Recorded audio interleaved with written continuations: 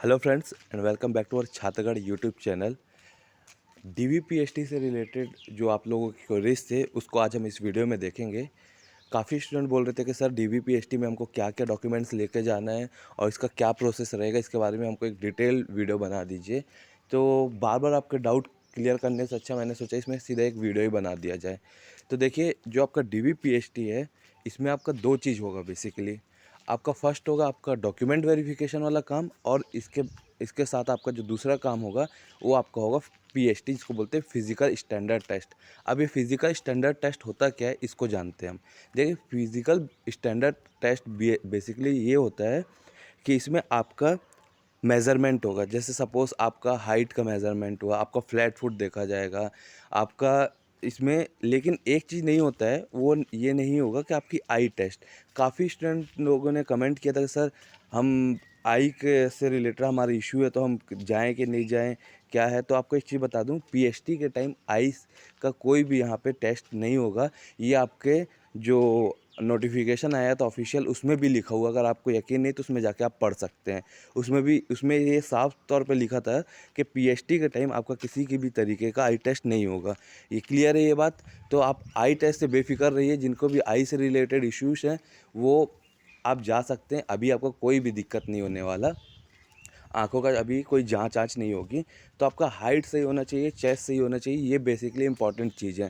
ठीक, ये आपका हो गया पीएचडी की बात। अब हम बात करते हैं डीवी की।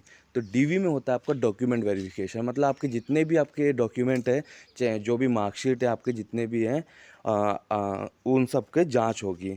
जाँच इन द सेंस कैसे होगी मैं आपको बता रहा हूँ। इसमें सबसे इम्पोर्टेंट चीज़ आप लोग ध्यान दे दीजिएगा।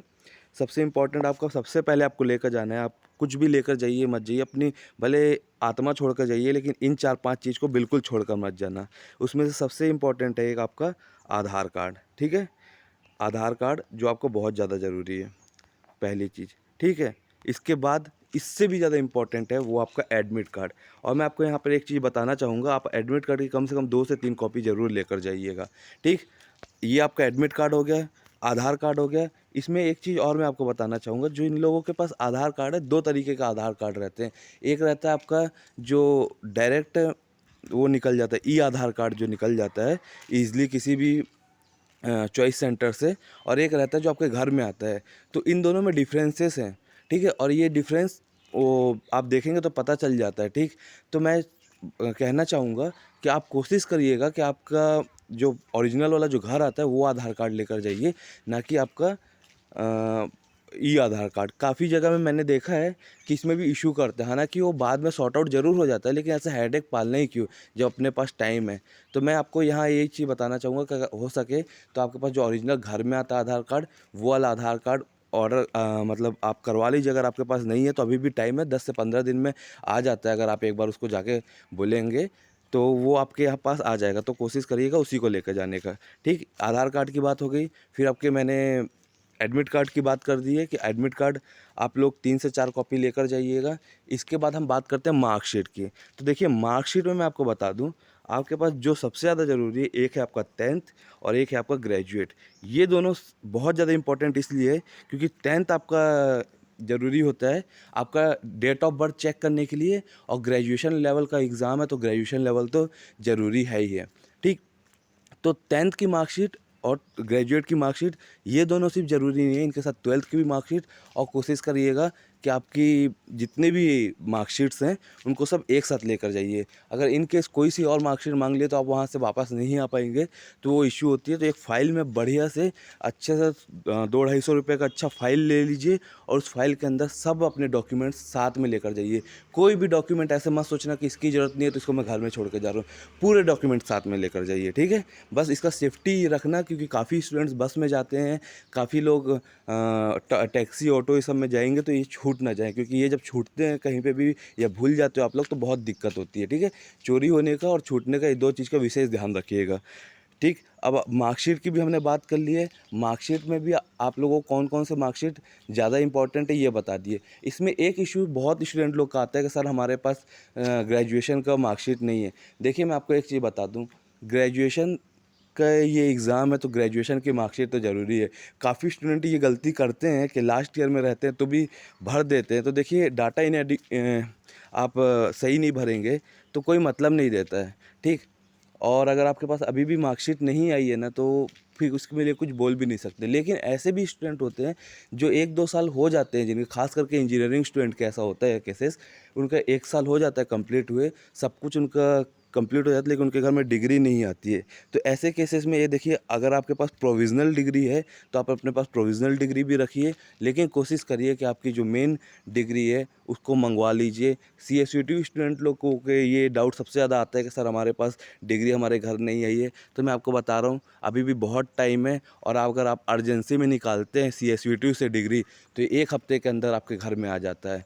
विदिन अ वीक आपके घर में आ जाता है, अगर आप अर्जेंट तौर पर निकालते हैं। तो ये बहुत बड़ा कोई इश्यू नहीं होता है, ईज़िली मिल जाता है। अगर आपको तब भी प्रॉब्लम हो रही है तो आप कुछ मत करिए, आप सीधा जाइए सीएसईटी भिलाई में के यूनिवर्सिटी में, वहाँ जाके सीधा बोलिए हमको अर्जेंट है ऐसा-ऐसा, आपको पूरा वो गाइड कर देंगे कि आपको क्या-क्या प्रोसेस करना है, आपको कैसे मिल जाएगी। अभी टाइम है, स्टूडेंट के पास कुछ नहीं तो काफ़ी लोगों के पास 20 दिन है, काफ़ी लोगों के पास 1 महीना है, तो ईज़िली आप ये सब काम कर सकते हैं, अभी कोई बहुत बड़ा लोड नहीं है, ठीक।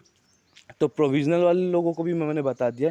इन सब से ऊपर एक और बहुत ज़रूरी है, ये आपका पंजीयन होना इन सब का, ठीक है। अगर पंजीयन नहीं करवाए हैं तो आप अभी पंजीयन करवा लीजिए रोज़गार कार्यालय में जाके। ये इसके बिना आप लोग आगे नहीं बढ़ पाएंगे, डीवी में आप पास नहीं हो पाएंगे, आपके डॉक्यूमेंट फेल हो जाएंगे, ठीक है। अगर पंजीयन नहीं हुआ है तो पंजीयन करवा लीजिए, पहली चीज़। दूसरी चीज़, जिनके पंजीयन एक्सपायर हो गए, कई स्टूडेंट क्या करते हैं, पंजीयन करवा लेते हैं एक बार, उसके बाद भूल जाते हैं, तो उनके पंजीयन एक्सपायर हो जाते हैं। अगर पंजीयन एक्सपायर हो गए हैं तो दोबारा फिर से पंजीयन हो जाता है, तो दोबारा करवा लीजिए।